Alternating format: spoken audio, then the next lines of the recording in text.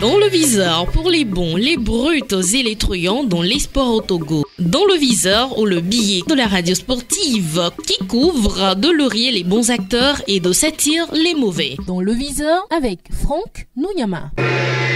Il est inadmissible et incompréhensible qu'à moins de 2 mois du début des éliminatoires de la CAN 2023, le stade de Kégué est toujours en travaux. Il est difficile d'accepter que depuis bientôt 1 an, les aménagements à apporter au stade de Kégué n'ont pas été faits. Au fait, selon l'équipe sportive numéro 357 du mardi 5 avril 2022, le rapport d'inspection déposé sur la table de la Confédération africaine de football CAF a identifié 6 niveaux où le Togo doit agir au plus vite, écrit le bimensuel. Selon le journal, on parle de la pose des nouveaux sièges qui n'est qu'une goutte d'eau dans le Pacifique au regard de ce qui est contenu dans le rapport. Groupe électrogène de 1200 kVA, contrôle des voies d'accès électroniques, système d'éclairage particulier, installation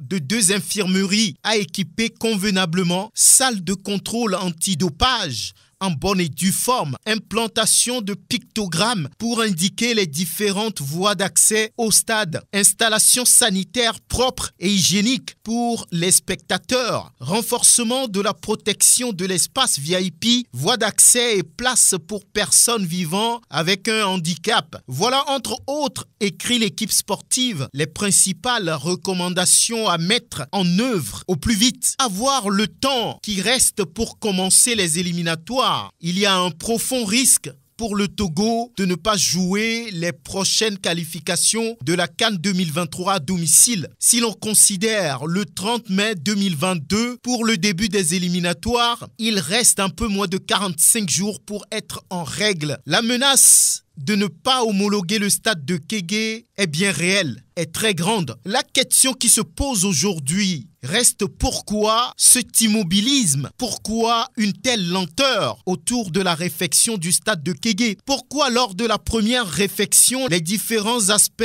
des aménagements demandés par la CAF aujourd'hui n'ont pas été pris en compte? À la question de savoir pourquoi un tel immobilisme et lenteur dans les travaux de réfection du stade de Kégué, difficile de trouver une réponse, si ce n'est de dire, encore une fois, que le sport n'est pas une priorité sur la terre de nos aïeux. Pourquoi n'a-t-on pas pris en compte ces aménagements dans la première réfection du stade de Kégué? Beaucoup d'observateurs du sport national n'hésitent pas à dire qu'il y a une négligence, une incompétence ou même un manque cruel d'anticipation de la part des techniciens ayant assuré les travaux, ou encore des moyens financiers mis à disposition ont été insuffisants puisque la même réfection a été faite au stade de Kounou, à Cotonou au Bénin, aujourd'hui stade Mathieu Kérékou. Et cette installation aujourd'hui répond bien aux normes internationales. Ce qui choque et fait plus mal dans cette affaire, c'est qu'on demande aux Togolais, au public sportif de se mobiliser derrière les éperviers. Et au moment où la mobilisation commence par prendre, les décideurs eux-mêmes font tout pour casser la renaissance de la confiance entre éperviers et leurs supporters. Au moment où l'équipe nationale commence par redevenir un peu performante et commence par rassurer les Togolais, les décideurs font tout pour ralentir cette ferveur qui renaît autour des éperviers. Lorsqu'on se cache derrière ce bout de phrase, le Togo doit se qualifier pour Côte d'Ivoire 2023, alors qu'en réalité, on ne fait rien pour que cet objectif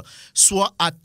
C'est une fuite de responsabilité. C'est un mensonge au peuple togolais. Si les éperviers ne peuvent pas jouer à Kégué avec leur 12e homme, autant se retirer des prochaines éliminatoires. C'est cruel de mettre, encore une fois, dans cette ambiance de doute, un public qui a passé 5 ans à souffrir des contre-performances de son équipe nationale. Et au moment où il recommence par retrouver le sourire, cette affaire de travaux au stade de Kégué vient le plonger, encore une fois, dans l'incertitude. Une attitude des décideurs qui va à coup sûr faire mal à la jeunesse. Aucun sacrifice n'est trop grand quand il s'agit de la jeunesse, disait le général Eyadema. Les choses ont visiblement changé après le décès de l'ancien président. Il y a une obligation aujourd'hui pour les décideurs de donner rapidement le coup d'envoi des aménagements à faire. S'il faut travailler jour et nuit pour être prêt à temps, il faudra le faire. Sinon, personne ne doit demander à qui que ce soit de se mobiliser derrière les éperviers. La mobilisation, si elle doit être bien faite, cela doit commencer par vous, messieurs les décideurs. À très bientôt.